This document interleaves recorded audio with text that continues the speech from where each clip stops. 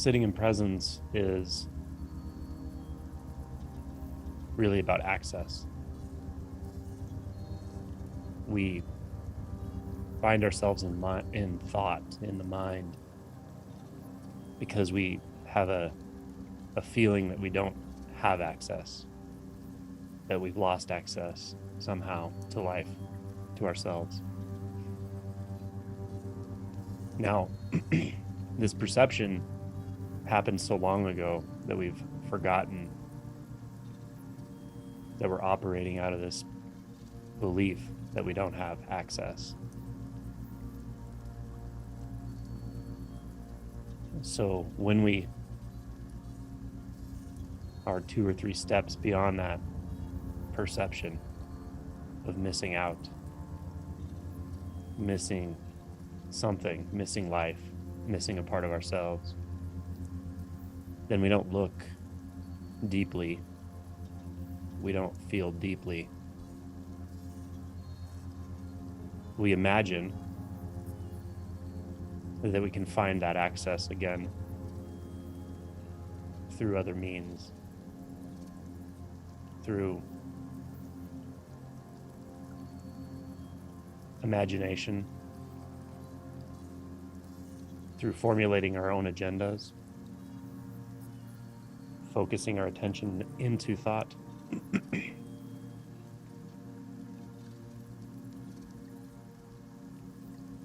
We convince ourselves that we can imagine the future into being,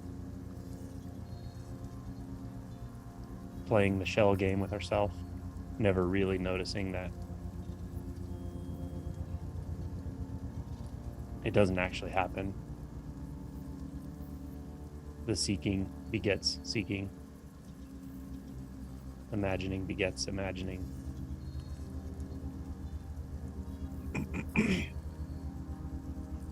So we start to feel isolated.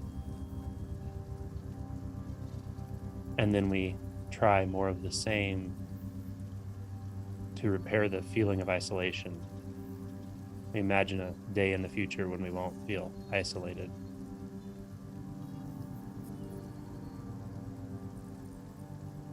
We won't feel left out.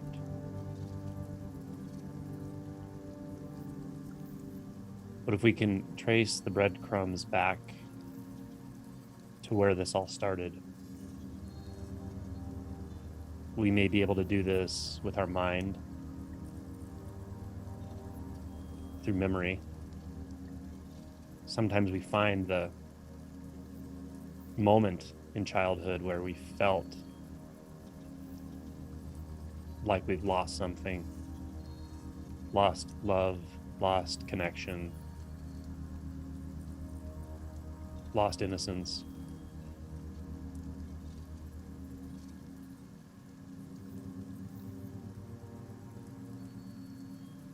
Other times we just follow this back instinctually.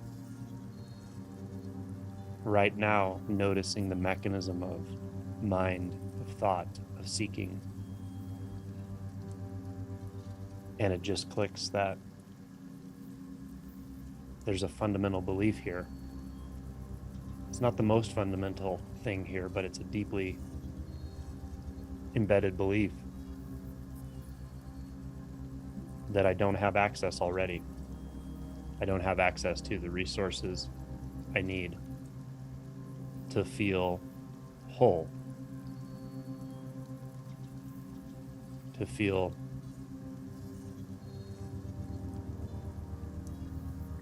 natural completion, integration, to feel so secure that I'm unconcerned with external eventualities, conditions.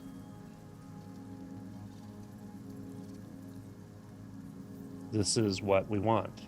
This is what we're seeking. This place where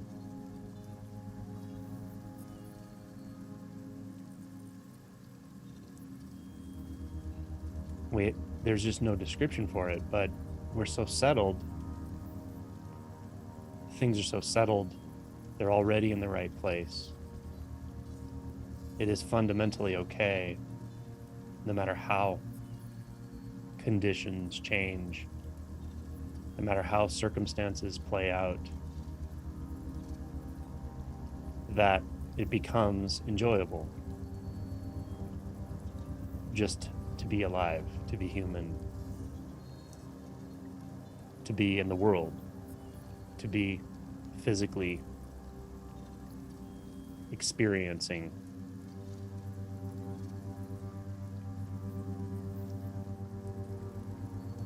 To know this peace, well, we all know this peace, but to live this peace, we have to find our way back to this trust.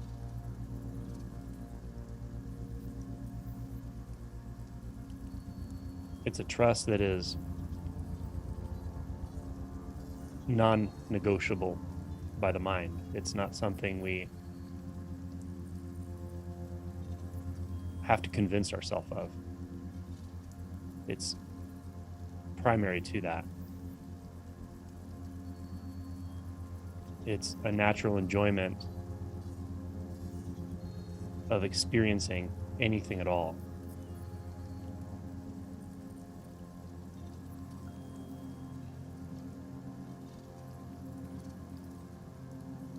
It's the simplest of simple.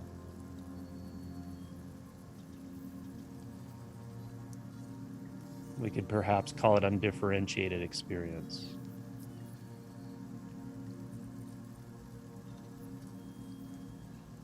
Before labels,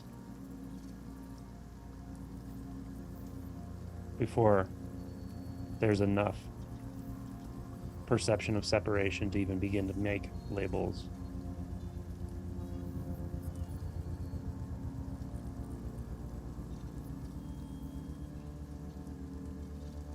There is just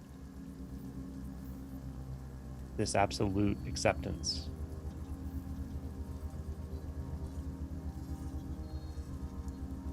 Again, it's not the kind of acceptance that you do or even choose. This is before choices. It's before the choice maker, the appearance of the choice maker, which is constructed by the mind. It's before anything starts to move,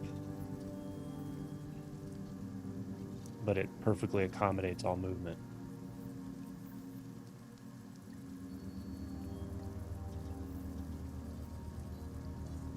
Here is where you have access, always.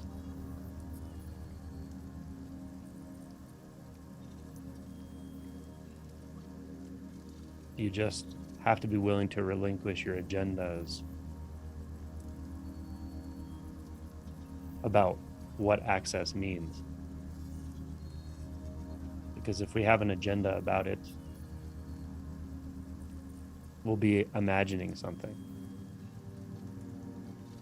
Something not here, something in the future, or even in the past. But the access is only here, because reality is only here.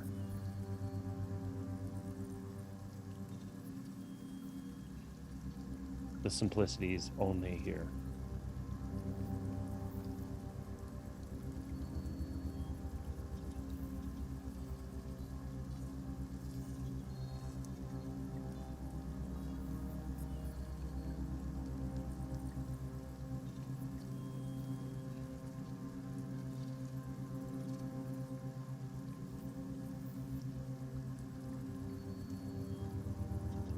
So this point of infinite access, or position of infinite access, which is called the cosmos.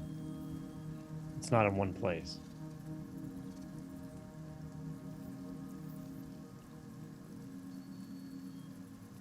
This is infinitely flexible and accommodating So it's the soundscape.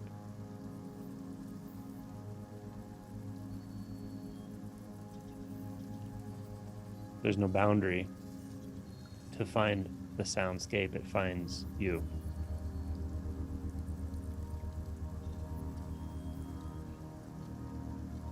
Sound field, just as it is now, is infinite access.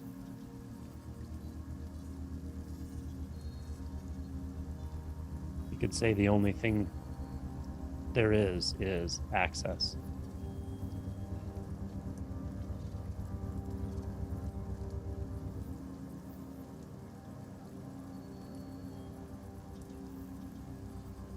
The sensation of air moving over your skin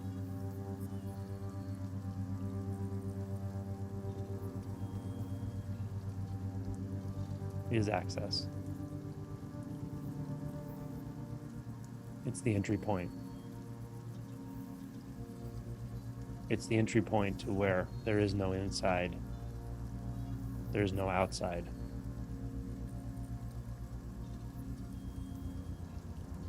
It's neither stillness nor movement, because it perfectly accommodates both perceptions, and they are only perceptions.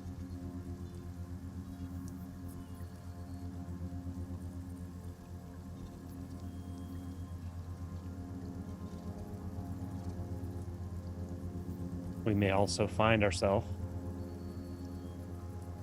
attention as the sensations that we call the body. It may be ill-defined, a cloud of sensation, indistinguishable from sounds,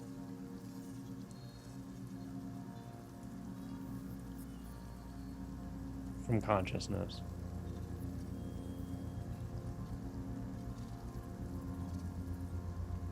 It may be localized to an area that feels like a body. Either way is fine. There's not one way that's correct and one way that's incorrect. It's just how it is in the moment. So we don't have to take notes about that.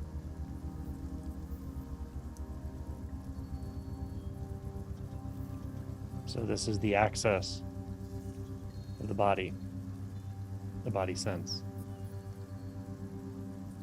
Is it inside? Is it outside? When we can't tell, then what does inside and outside actually mean anymore? That's the pure access before it becomes a body, a world, internal or external.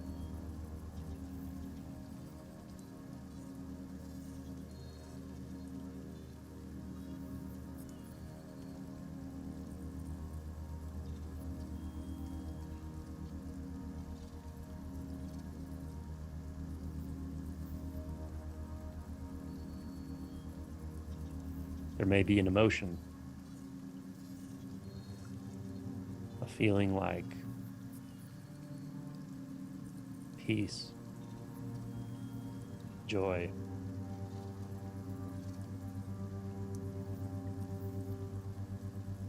surprise, curiosity.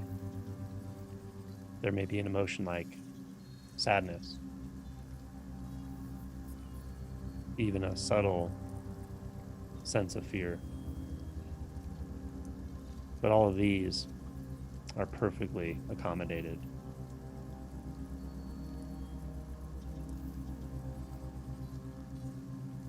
What if we didn't have to make a distinction between joy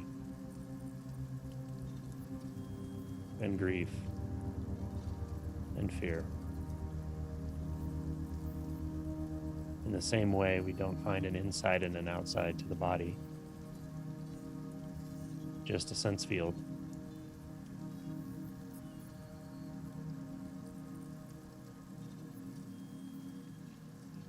We don't find where one emotion ends and another begins,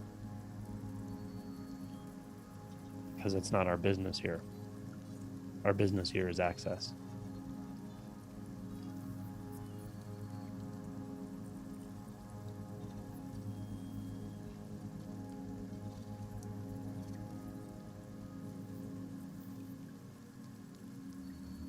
When we have agendas, judgments, expectations, then access feels like a instrument or a tool that we're wielding, trying to control our experience. When we don't have judgments, expectations, or agendas, then access is literally everything, everywhere.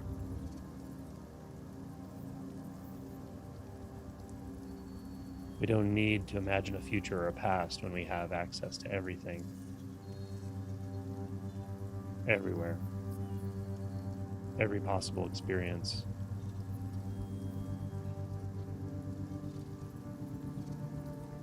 Whether it's differentiated experience or undifferentiated experience, doesn't matter.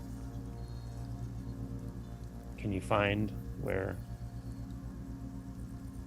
differentiated experience meets undifferentiated experience?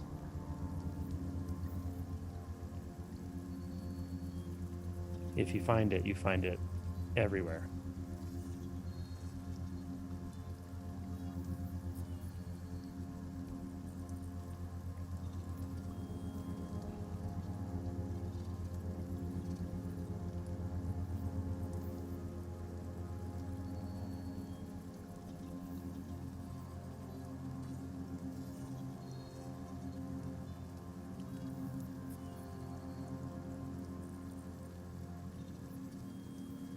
So why close down? Why formulate any view at all?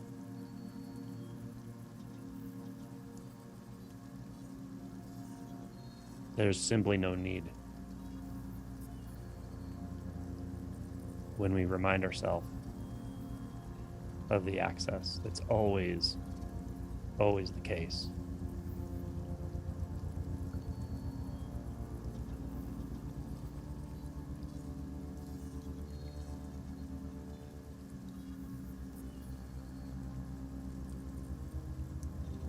You never need to find it. If the mind is ever wound up saying, oh, if I could only find that again, you can always lead attention back by asking, what is it that I never need to find? That's it.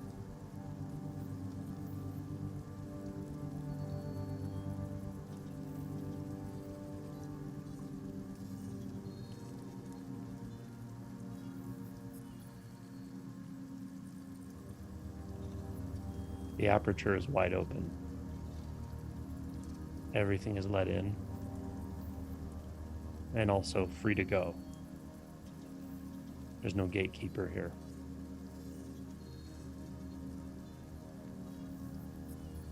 No modulator. No moderator.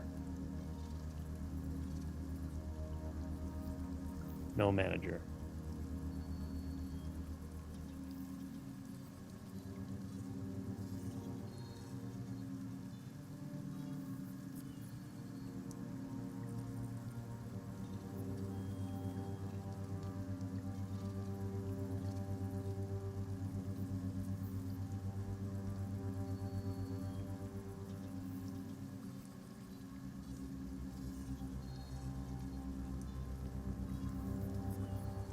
Management, moderation, judgment. These are just habits we picked up. They don't do what they think they do. They don't give us access. They limit. access, apparently. Not in reality. But they're like looking through a lens.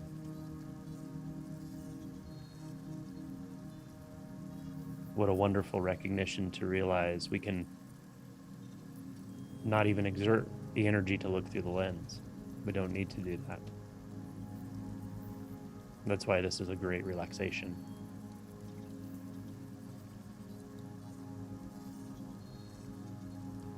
So we can put down the lenses, set aside the views, all views, including spiritual views, including the view of anything you've learned, any insight you feel like you've gained. Those can all be set aside. They're just lenses, thoughts. When we start to wield a lens or a view, we convince ourselves that that's the only way to get access. If we just back up one step, one half of a step, the access is already here. Nothing is left out. Nothing is missed.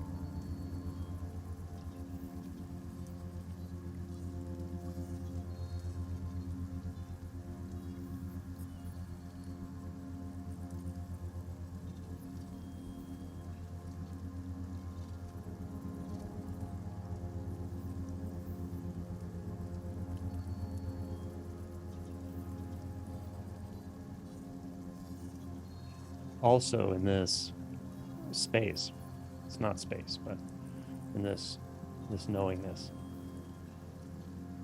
this that has no name, we can relinquish ourselves of the responsibility of being the collector of experiences. This is something that some spiritual practitioners really struggle with, is some part of us wants to collect experiences, capture it like a beautiful butterfly, keep it. But that's another lens. You don't have to keep this. If you try to keep it, you're sort of sending yourself a mental message that you're eliminating it in the next moment, which can't actually be done. But if we just stay open hands, letting it go again and again and again. There's no need to grasp, collect anything. Again, collecting something has that underlying presupposition that the access is precious or special or only in certain situations. But as we have investigated now for the last 25 minutes, it's just here.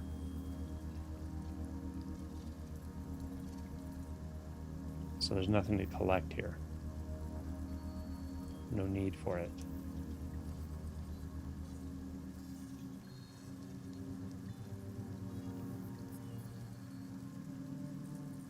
You can let the collector rest. Let the psychonaut rest. Let the spiritual journeyer just rest. And enjoy the access that you'll never be able to describe. Ever.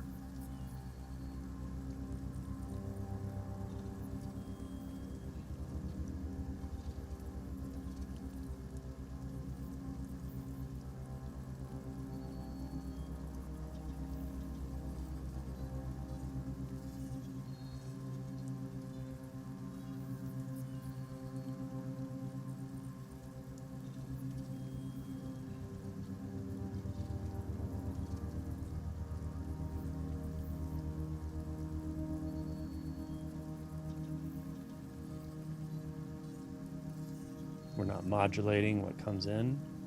We're not modulating what goes out.